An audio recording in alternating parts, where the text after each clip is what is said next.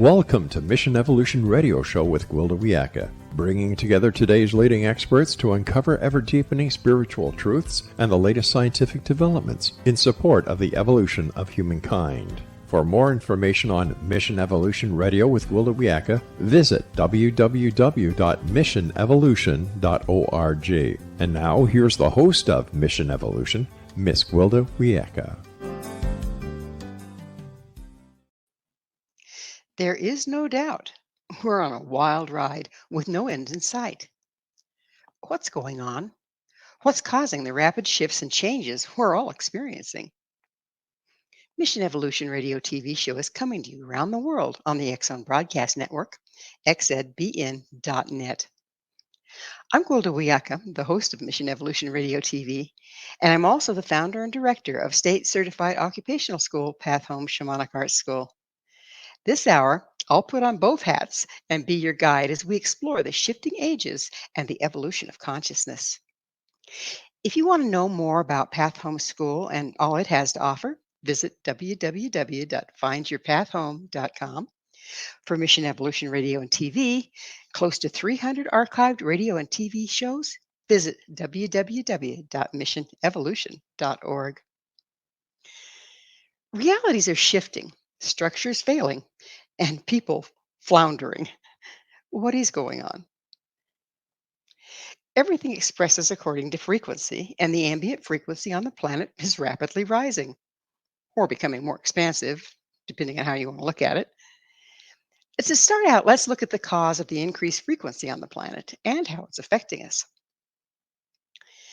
Albert Einstein beautifully summed it up when he said, "Everything is energy, and that's all there is to it. Match the frequency of the reality you want, and you cannot help but get that reality. It can be no other way. This is not philosophy. This is physics." One thing we can count on, nature is never static. Though it may be cyclic, it's ever changing. With these changes come variations in the ambient frequency experienced on the planet. If indeed, as good old Albert suggests, any shifts in frequency impacts reality, this opens an entirely new world as the ambient frequency on the planet rises or falls. The amazing impact of frequency on matter was actually demonstrated by German physicist and musician Ernest Chladni. Sometimes labeled the father of acoustics, his most important work included research using vibrating plates of sand, of all things. Chladni's technique, first published in 1787 in his book Discoveries in the Theory of Sound, consisted of drawing a violin bow over a piece of metal whose surface was lightly covered with sand. The plate was bowed until it reached resonance. With a vibration, the sand formed distinct and repeating patterns. These patterns would remain present in the sand as long as the note was sustained. When the note was changed, the sand would go into chaos until another resonant note was maintained. The sand would then form another unique pattern that would also remain as long as the note was held. The patterns formed by this method are now called Chladni figures. The Chladni figure formed by each individual note can be exactly replicated each time that same note is introduced into the sand. This leaves one wondering if what he discovered was also the origin of written language, symbols actually drawn by sound, sound made visible. Regardless, sound is frequency, and should we view the medium of sand as an example of the quantum soup of life, it demonstrates how different frequencies impact the quantum level where physical manifestation originates. Which figure formed in the sand was and is totally dependent upon the note being sounded. Match the frequency of the reality you want, and you cannot help but get that reality. There are cyclic galactic events, positions, and relationships that impact the frequency of the planet. These have been shown to affect the course of human life and evolution. The ambient frequency of the Earth is impacted by its relative positioning in the larger scheme of things as it loops its way through the galaxy. Some portions of the galaxy through which the Earth cyclically passes contain more light or higher frequency than others. This variation of frequency dictates many things on the planet, including human consciousness. A shorter and more easily grasped example of frequency variations is caused by the Earth's cyclic passing is the four seasons: winter, spring, summer, and fall. These seasons occur because the Earth is tilted on its axis relative to the orbital plane as it travels around the Sun. The Earth's axis is an invisible line that runs through its center from pole to pole and around which it rotates. This axis is tilted in such a way that it revolves around the Sun. Different portions of her surface face the Sun more directly. In June, when the northern hemisphere is tilted towards the Sun's rays hit it for a greater part of the day and in winter than in winter. This means it gets more hours of daylight. The more hours of daylight or light and exposure to the sun's rays, the more light or frequency present. In December, when the northern hemisphere is tilted away from the sun, there are fewer hours of daylight. Reducing the light and frequency results in winter. Every year, without fail, we experience the four seasons. Yet, every season varies from year to year, with no two being exactly the same. This holds true in the more far reaching galactic cycles, though it's more difficult to perceive, as it may take numerous lifetimes or multiple ages to shift. The intensity of light or frequency the sun radiates into the planet is dictated by its relative positioning in the galaxy and the frequency present there. As we left the last high frequency portion of the galaxy encountered on our path at the close of the Ionian Age, well over 12,000 years ago, the sun moved into a less highly charged portion of the galaxy. At that time, we entered what we will call the long dark, a polarized low frequency time. During the long dark, there was less light, resulting in reduced consciousness, awareness, and less direct access to information. Humans were left with only myths and legends and ceremonies passed down from more enlightened times. During the long dark, we were limited to a dogmatic adherence to rituals. Many of us are still locked down in this dogma today. Now, as we enter the portion of the galaxy characterized by the age of Aquarius, the sun is once again moving into a higher frequency area of the galaxy. This increased bandwidth of light is bathing interplanetary space, causing a raise in frequency, supporting expanded consciousness, unity, and enlightenment. The aforementioned galactic events have been charted by many sciences during including the Mayan calendar, developed by Mayan practitioners who were both mathematician and shaman. The Mayan calendar is a very accurate map of galactic positions and the resulting cyclic frequency shift experienced by the Earth. The calendar is also somewhat prophetic, as though as through it, a proficient scholar can accurately predict trends based upon the changing sets of frequencies and what they promote, which Chladni figure is the setting the stage of human events, if you will.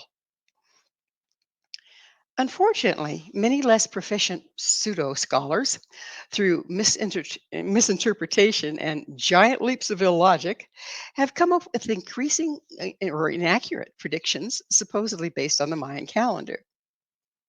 An example is the prediction of the world would end on 12/21/12 rather than that general time, initiating the beginning of a new shift in frequency, marking a new era. These false alarms have eroded the perceived value of the Mayan calendar and many other valuable methods of prediction and guidance from the ancients.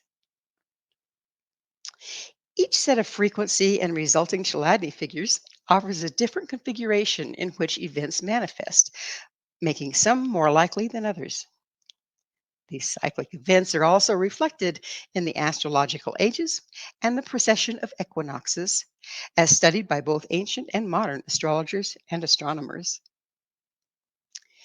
Each of the 12 astrological ages and the precession of equinoxes indicates the Earth's relative positioning in the galaxy and the resulting frequency influences to be found in each configuration. Even our modern day personal horoscopes are based upon the position and frequency influences of heavenly bodies on the day, time, and location of our birth. The resulting frequency influences are embedded into our psyche, manifesting traits and tendencies that follow us throughout our lifetime. However, we choose to manage and express these traits is totally up to the individual. When reading a horoscope, well trained practitioners triangulate the information of the birth frequency with the current astrological frequency on the planet to direct their client as to what currents they can expect to manifest in their lives. Again, outcome is not predestined. How the client chooses to manage the information is their personal choice. Ultimately, one's choice impact the results. The astrological reading can only point out the raw materials at hand. Basically, the astrologer is mapping the incoming wave. Then it's up to how we choose to surf it or be swept under, as the case may be. The galactic frequency phenomenon, noted and charted by the ancients, is now being substantiated by findings of modern day scientists. And we will proceed with that little topic on the other side of a short commercial break. This is Mission Evolution, www.missionevolution.org.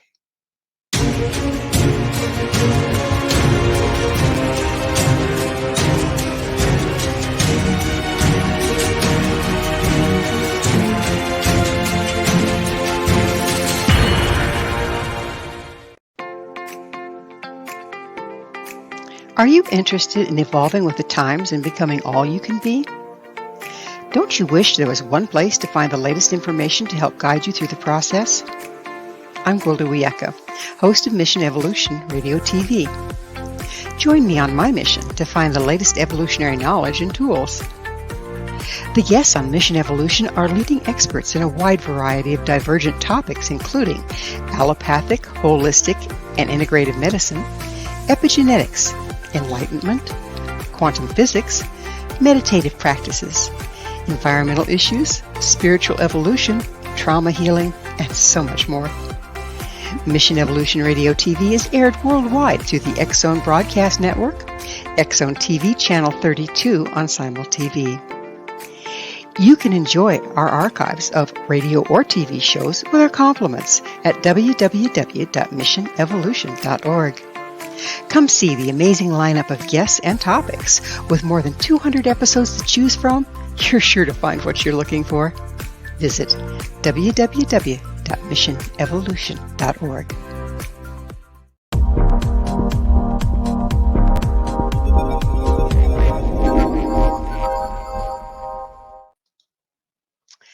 So why is frequency so important?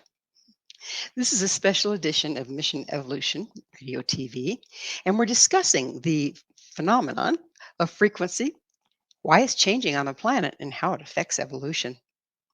We'd gotten to the point of talking about galactic frequency phenomenon, and it was noted and charted by the ancients, and how it's now being substantiated by modern day scientists. So, as an example, Dr. Dmitriev, a Russian scientist, has observed increasing plasma on the leading edge of the sun's magnetic field. The good doctor believes this is the result of the sun's magnetic field moving into an area of the galaxy that has higher energy, is more highly charged.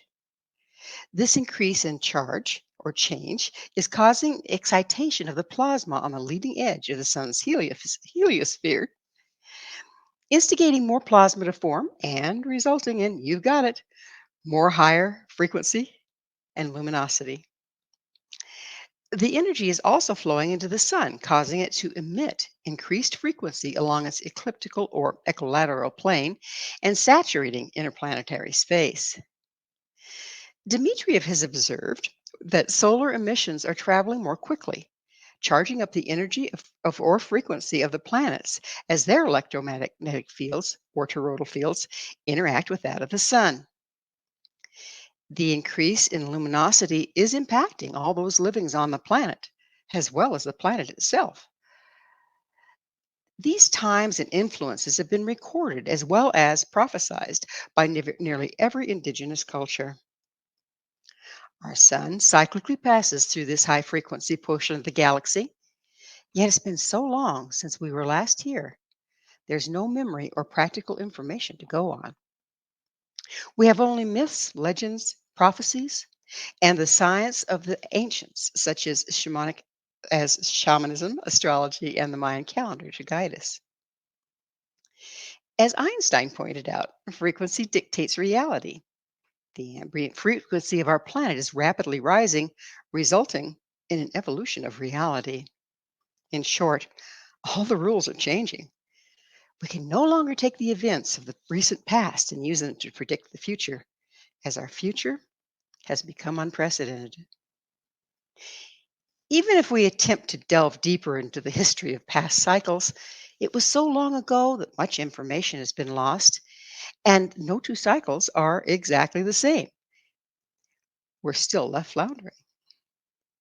As the Piscean age gives way to that of Aquarius, the frequency resonance are changing due to the shift in our relative positioning in the galaxy.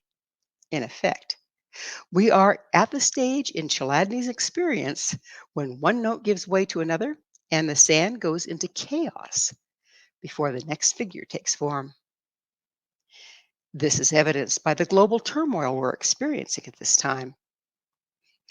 We have the pandemic, social upheaval, mass shootings, riots, political unrest, major disruptions in supply chains, falling economies, global warming, climate change, unprecedented fires, droughts, floods, atypical weather patterns, and shrinking habitats.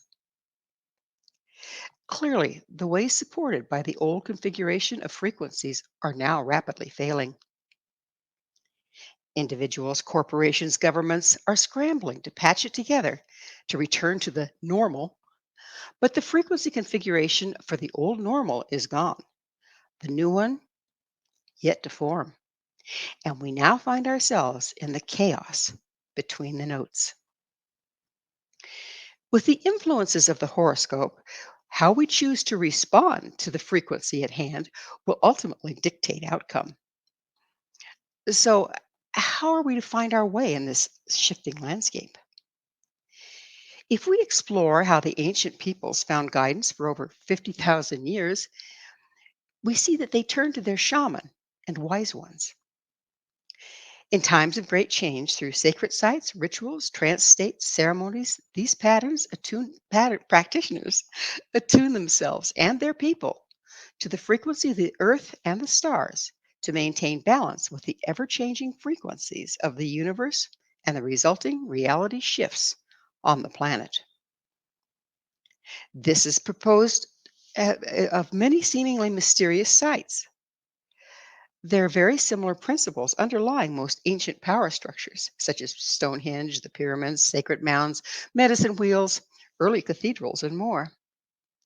They were constructed using sacred geometry, along with the earth and stellar influences, to focus ceremonies designed to bring the people into balance with the ever changing energies of heaven and earth. While many ceremonies were performed on the solstice and equinoxes, or according to lunar cycles, Earth connection can be achieved at any time of year by engaging these rites. Let's look at the scientific principles behind Earth connection. To do so, we need to understand the toroidal field. Now, bear with me. A torus is a surface generated by a closed curve rotating around but never intersecting or containing a vertical axis in its own plane.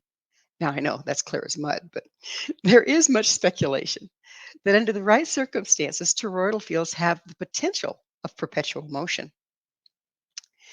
The galaxy, sun, and all the planets spin, creating an electromagnetic field around them in the form of a torus. The Earth spins on her axis and around her iron core. As she does, she creates an electromagnetic field as well.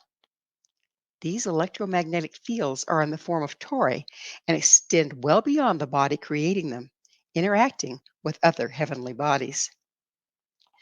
As above, so below.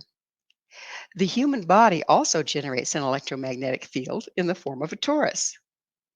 This occurs as the heart pumps blood or in a spiral formation. Spinning blood cells. The red blood cells contain iron, much like the Earth's core, and when they spin, they create the electromagnetic field of the human body. The human electromagnetic field enters through the crown and exits through the perineum, with the crown corresponding to the Earth's north and the perineum the south. As long as the Earth spins or the human heart beats, these electromagnetic or toroidal fields are in constant motion. When the human electromagnetic field is in alignment with that of the Earth, the physical, emotional, mental, and spiritual aspects of the human are supported and empowered by the Earth's toroidal field and the current frequencies found therein. To the degree we're out of alignment, we create drag, resulting in wear, tear, and loss of power, much like a top losing its spin. Eventually, it falls over. Now let's look at Newton's first law. An object that is in motion will not change its velocity unless an unbalanced force acts upon it. This is known as the uniform motion. If we consider Newton's law, the advantage of aligning our toroidal fields with that of the Earth becomes glaringly obvious. To the degree that we're out of alignment, we become unbalanced. Considering the sheer mass of the Earth, it's no mystery who's going to lose that little equation. When we're in alignment with the electromagnetic field or toroidal field of the Earth, we're in cooperation with and empowered by her. Drag creates friction, and friction wears things out. To the degree we're not in alignment with the way life works, we are in effect pushing against the river. When we're in alignment, our intent is pushed by the river. This is the key behind manifestation. So, how do we work this? During lower frequency times, when shaman, magic, and for that matter, religion became more dogmatic, an important component was lost, that of embodiment. During the less expansive times, we lost sight of the fact that the rituals were in and of themselves beside the point. Ceremony was originally designed to help us align with the current frequencies on the planet. Only through conscious alignment with and responsible directing of universal power through our physical, emotional, mental, and spiritual bodies can we take advantage of the frequency at hand and affect a change at the quantum level. It's through interaction with the quantum level of life we're able to affect physical change in the material world. Ultimately, the practitioner is the tool, as universal power is accessed and channeled through their electromagnetic earth connection. Like all other tools, the practitioner must be refined and kept in shape in order to be effective.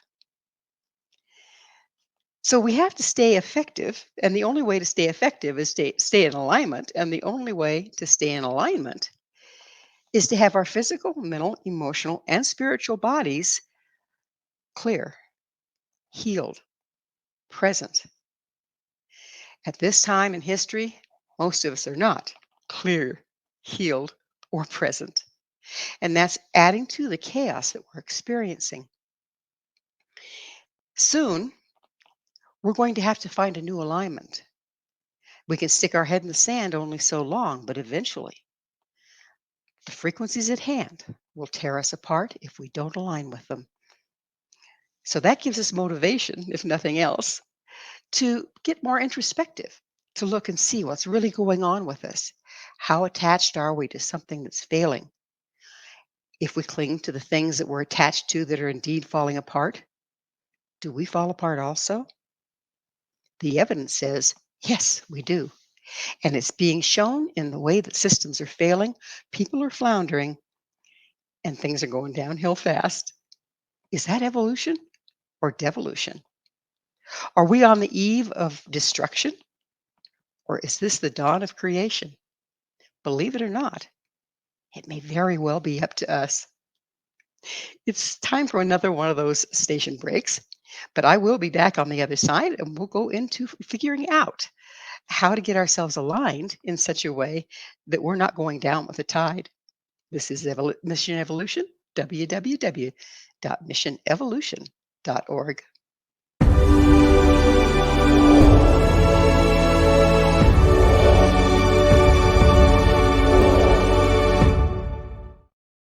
Do you have a product or service you'd like to promote to a worldwide audience? Imagine your product featured on Mission Evolution Radio TV.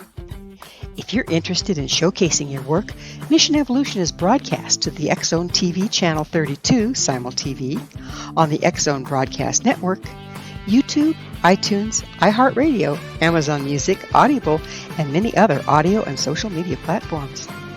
Our professional studios can produce and broadcast your custom high-quality ad. It will be permanently embedded in each episode and featured in the archives for years to come. Together, we can make it happen.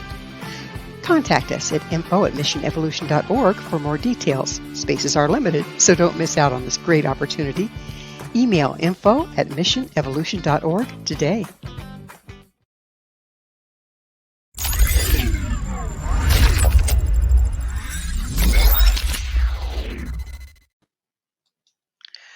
What does the dark night of the soul have to do with frequency and evolution?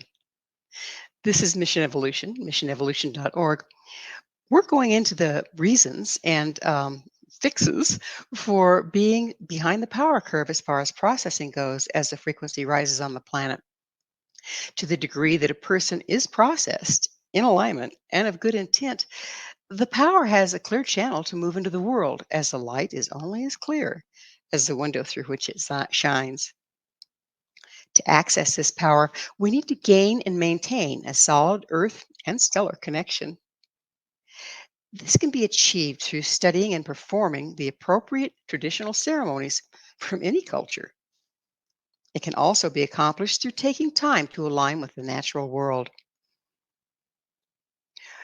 One thing that we've done is become disconnected from the natural world en masse. One technique to realign is to step outside and greeting the dawn with a statement of intent for the day. Checking in at noon to see if we're on task with our intent and making the necessary course corrections. And finally, giving prayers of gratitude at sunset for what we've accomplished and achieved during the day. Another tried and true method is to go outside and perform ceremony on the solstice and equinoxes or phases of the moon. This can be as simple as studying what each supports and then compose and recite prayers or statements of intent accordingly. As long as you strictly adhere to the principles offered by nature, follow the universal rules of ceremony, and do everything in its season, you can trust your ability to become empowered through the currents of life. The increase in frequency is offering us as individuals an opportunity to evolve into our own inner knowing and authority. For this evolution to take place, we must process through personal imbalances as the increase in frequency is forcing to the surface. Sometimes this can be done on one's own. Other times, professional counseling or spiritual coaching may be needed. Bear in mind, none of us has arrived. When confronted with rapidly rising frequencies and shifting realities, we are all a work in process. As Earth moves into the ever increasing light during these times of intense transformation, the evolving currents affect us all. Much is being revealed within as well as without. As a result, we're going through deep initiation individually and in mass. Sometimes we can feel isolated in this process and lose perspective as to our place in the larger scheme of things. You're not alone. We're in this together. Many of us sense that something monumental is going to take place in our lifetimes, that we came to make a difference. Because of the increased frequencies, we now have the opportunity to turn these powerful currents into tools of healing and evolution rather than suffering and denial. Let's talk a little bit about the dark night of the soul, initiation, and evolution of consciousness. After a long, hot hike in the woods, my old teacher handed me a cup full of water. It was murky. He dipped it from a stagnant part of the stream. I looked at it and back up to him questioningly. Would you drink of that water? He asked. I took a sniff. It smelled of dead fish and swamp. There were even green, slimy things floating on the top. Uh, I would rather not, I finally responded, not wanting to refuse his offering or appear disrespectful. This is the only cup we have, he went on. I'd not brought a cup with us. It was indeed the only one. Yes, it's already full of water. Yeah, I see that, I agreed, looking down into the green, gray, foul smelling sludge of particulate matter. You'll have to drink eventually. Yes, I suppose I will, I responded, wondering how long he intended for this particular educational trip into the woods to last, fearing it would be much longer than I had anticipated. He fell silent, went over to a tree, sat down, leaned his back up against it, and appeared to go to sleep. I sat there holding the tin cup of nasty water, obsessing over thirst, while the crystal clear stream continued to gurgle past, just a few scant feet away. On our prior trips to the woods, he had taught me that if I drank out of the slow moving portion of the stream, it might make me sick. But if I drank from the rapids, the water is still alive, as he called it, and would not make me ill. As I sat watching the old man snooze, my mind wandered to how his wife would always instruct me to go outside each morning with a bucket of drinking water from the night before and offer it to the plants and trees. She said they would appreciate it, but it was dead to us. She would then send me to gather more from the rapidly moving sunlit portion of the stream. I was getting increasingly thirsty sitting there contemplating the foul water in the cup when suddenly the lights came on. It comes to those who wait. I got up and gave the stream gratitude for the water as my teacher had shown me on prior trips. I approached a tree some distance from the stream. Thanking the water for its teaching, I released it and blessed it to sustain the tree and poured it into the tree's base. I then went to bright sunlit portion of the stream, gave it an offering of tobacco from my medicine pouch, rinsed and refilled the cup from the rapids. Very good, Wiyaka. It's important to honor the empty. You cannot fill a cup that's already overflowing. He suddenly spoke from directly behind me, causing me to nearly jump out of my skin. As usual, I had not heard the old Lakota approach. Saying no more, he turned and walked straight silently back down the path towards the reservation. I obediently followed, close behind. One of life's little ironies is that to create, one must let go in gratitude and undergo the destruction of what was. This is different concept to grasp, much less accept in a culture that honors acquisition and accumulation, avoiding destruction and loss at all costs. Yet is the very unwillingness to let go, to giving back, that's created the massive imbalances resulting in violent correction we're experiencing on many levels. The practice of building without dismantling is not found in nature. Everything has its season, one for planting, for growth, one to harvest, one for destruction, and one for empty. Destruction breaks things down to its constituent parts to be repurposed for new creation, free of the influence of the old form. Destruction provides the fertile loam for next year's fresh planting and new growth. Note to the wise: if you don't like the harvest, become more conscious in your intent. Fully cooperate with dismantling process and plant accordingly next spring. Another thing not found in nature is taking without giving back an equal measure. Even our bodies take in oxygen, and we give back carbon dioxide to the total synergistic exchange with the plants and trees. If we're to evolve, we must undergo destructuring on many levels. Some old structures run so deep as to have been passed down through our very DNA.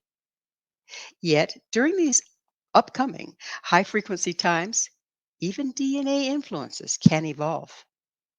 Epigenetics allows us to restructure accordingly as we shift and change through the evolutionary process.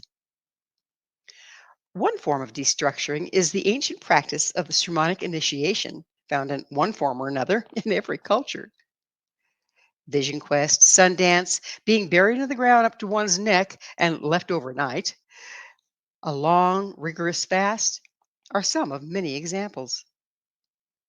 While the practices vary greatly from culture to culture, this initiation is the process of intentionally applying the great pressure to the initiate until they shatter, releasing all that no longer serves and making new self perceptions, concepts, understandings, and realities. Shamanic initiations are designed to remove old restrictions, leaving room for spiritual experiences and information available to those remaining subject to the common denominator perceptions and beliefs. Some initiations, such as shamanic ones, are ceremonially imposed, while others are spontaneous. Trauma and upheaval can serve us as set us free should we choose to embrace the changes rather than fight them. The shattering of the perceived self enables one to grow beyond their limitations and that of their culture, embracing deeper truths and wisdom, resulting in evolution of consciousness. The shamanic initiation is, in effect, actively engaging the destruction cycle and enabling us to grow. Yet one need not be engaged in a shamanic practice or even know of its existence to experience initiation. Any event that is so intense as to shatter our concept of ourselves and our reality provides just such an evolutionary opportunity. Many undergo an illness or accident only to come out the other side forever changed. And how we are changed, for better or worse, once again, totally depends on our relationship to the experience and willingness to let go. When I return from this upcoming short break, we'll go deeper into how this shamanic initiation, or not even a shamanic initiation, how the trials and tribulations of life, when used to our advantage, can help us evolve beyond what we thought was possible, can help us become more rather than less. But first, we have to become less before we can become more. Yet another paradox. So, once again, this is Mission Evolution, missionevolution.org. If you'd like to enjoy our past archived episodes, you can find it on that website. If you want to find out more about me, Gwilda Wiyaka, you can find it at findyourpathhome.com.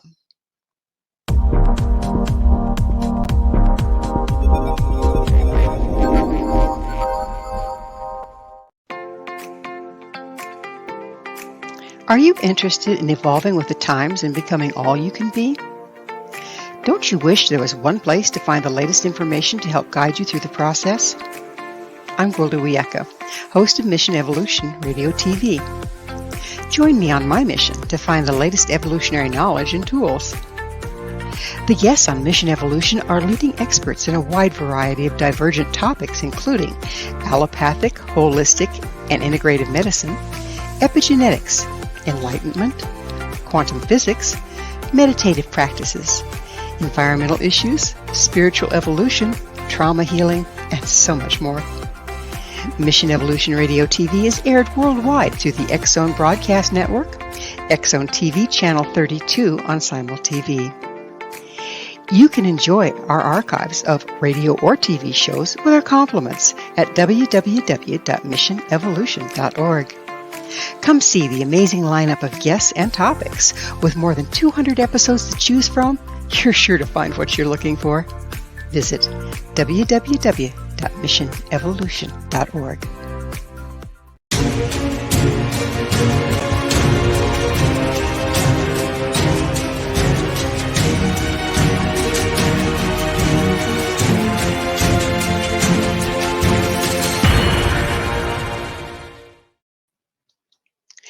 Have you Ever wondered why the reality you're experiencing at this time seems like it belongs to someone else? That it's absolutely not what you had in mind? This is Mission Evolution, missionevolution.org. We're going to continue our study of evolution, frequency, and the dark night of the soul. We were talking about experiences that can actually cause an initiation, even whether they're ceremonially imposed or if they're spontaneous and part of our everyday day to day life. These experiences are often referred to as initiatory and may vary from near death experience to shattering divorce. However, the key on how traumatic they prove to be is in our willingness to accept them in gratitude. Gratitude is huge, as you'll find out. The dark night of the soul, a term coined by Spanish monk St. John of the Cross, based on his own mystical experience, is a process of shattering and letting go during initiatory experience. The dark night of the soul is a process having everything shatter and disintegrate, leaving us adrift alone in the empty before the new comes forth. Much like massive destruction followed by the silent Arctic night, the dark night of the soul, while traumatic, is also very cleansing, sweeping away all that was before, going into a silent point of silent darkness. The degree we cling to what was, be they relationships, personal possessions, concepts, lifestyles, identities, dictates the degree we suffer while passing through the dark night. Some never really make it through the shattering and become mere shadows of their potential, hiding in the dark corners of their minds, licking the wounds of their perceived losses. These unfortunate souls never move beyond the loss through the empty to embrace the new opportunities. Initiations and dark nights of the soul are natural cycles found in all aspects of nature, including the human ones. Unfortunately, our culture doesn't have many guidelines for understanding, much less graceful participation in either. Initiates are left floundering and terrified, with no concept of what's happening or the hidden gifts and potentials therein. They instead focus all their energy floundering around, attempting to rebuild what was lost, to no avail. Sound familiar? Sounds like we're in the middle of a collective dark night of the soul. Spontaneous initiations can also be set into motion through the conscious and unconscious intent of the individuals. Personal initiation is a powerful force and plays a large role in the occurrence of initiations and dark nights. If a person strongly intends to build or create something, they're often and unwittingly blindsided by the destruction of the old required to meet their intent. Rather than recognize it was their very wishes and intentions that necessitated and brought about the destruction, the tendency is to go into victim. Why is this happening to me? Then they are abort the process rather than recognize the upheaval as part of the path to their desires. They end up with a partially destroyed existence coupled with a partially constructed new one. This is cumbersome, difficult to manage, and not overly efficient, as they're operating with split intentions and energies. Being conscious of our intent and trusting that the events following the implementation of a powerful intent are the ways to facilitate this creation. Being grateful for all things, trusting everything is there as a part of the process, greatly enhances our ability to accept and utilize them. Otherwise, the tendency is to judge them out of hand, throw our hands up in despair, giving up 5 minutes before the miracle, if you will. Initiations and dark nights are also cyclic events in many cultures, such as the Celtic, Siberian, Tibetan, and Native American. Shamanic societies across the globe honor the destruction cycle followed by the empty. This part of the cycle is often celebrated during the winter solstice, the darkest day of the year, when last year's growth is buried under snow, being dismantled to compost and create the loam for next year's budding and growth. By taking action in the season that supports it, our process is greatly enhanced. In addition, there are cycles within cycles, such as day and night, the seasons, the ages, that coexist. These cycles are present in all things at all times. Expansion and contraction always coexist with the larger overlording cycles. We take our first breath at birth and our last upon death, but we fill and empty our lungs moment by moment throughout our lifetimes, taking in and releasing, expanding and contracting, filling and emptying. Every year has winter, spring, summer, and fall, with each season consisting of multiple sunrises and sunsets, many births and deaths, many beginnings and endings, and much give and take. We can initiate any part of this cycle at any time through the use of ceremony and conscious intention. This is a good thing, as it would be unfortunate to have to wait for spring or sunrise to begin all of our new projects. There are many powerful yet simple ceremonies that facilitate cooperation with natural cycles at the time of day, year, or age to support our intent. Some of these ceremonies have been or will be covered in further episodes that we have together. But for now, it's important that we're able to draw on these processes. What is needed on our part is mindful intention and honoring of the cycles, accepting all the while avoiding none. So, what does all this talk of cycles have to do with shamanic initiation and the dark night of the soul? For that matter, why are we talking about initiation and dark night in the first place? Just as there are similar cycles within the overlording ones, we are not just moving from night to day and one season to the next, but also from one age to another at any given time. Moving from one age to the next is a slow process, spanning a long period of time and heretofore virtually unnoticed by many. However, we're currently reaching the tipping point between the energies being supported by the Piscean age and that of the Aquarian. The old way of life is disintegrating into its constituent parts in preparation to reform a new one. At this time, we are in effect undergoing a spontaneous shamanic initiation and the resulting dark night of the soul across the entire planet as one age gives way to the next. Old realities are shattering, granting an opportunity to rapidly evolve on many levels.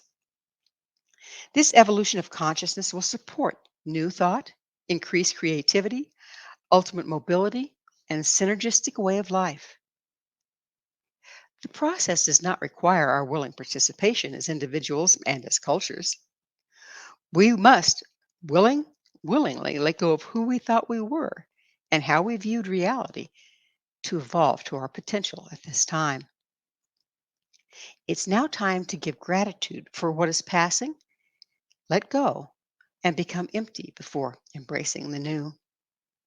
Yet many of us are clinging to our old way of life, tenaciously holding on to a cup full of foul, undrinkable water and suffering greatly as a result. All the while whining, I just want to go back to normal. The old normal's gone. The new one is yet unformed. The next season is upon us. We must now embrace the empty, honor the dark, the place between breaths, so we can move forward on the other side, unencumbered by what no longer serves. The harmonics have changed. The symphony ended. As the last notes fade, let silence prevail. Sit quietly in the silent darkness before the new dawn and the clarion call of spring. We are indeed living in unprecedented times. People thought the end of the world, 12/21/12, was just going to be a flash in the pan, just boom, and we're gone. But actually, these cycles take a long time. It can be, depending on where we are in the galaxy, a generation for the transition to happen. And they can slide by in an unknown way. They can slip upon us, slowly change until we wake up and look back at the depression and go, that couldn't happen now, could it? As we're embracing these times of destruction, it's so important to hold on to the fact that we are indeed letting go of an old way that's no longer serving, that's disintegrating, staying in the empty until we can embrace the new. However, we are participants. We can influence in our personal lives what the new looks like. What will we create with tomorrow? I'm excited to see. I hope you are. Mission Evolution Radio TV show was designed to bring together people of knowledge and service to the world to help us through these transitional times. It's my hope that through these episodes, with these wonderful guests that come on, that we can aid each other in moving through this transition with grace, ease, gratitude, and beauty. It is a time of change, but we can embrace that change. Unfortunately, we are out of time. Thank you so much for sharing the hour with me and exploring the wonderful world of frequency, transmutation, and evolution.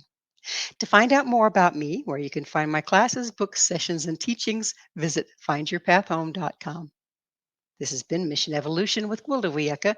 For more information or to enjoy past archive episodes, visit www.missionevolution.org.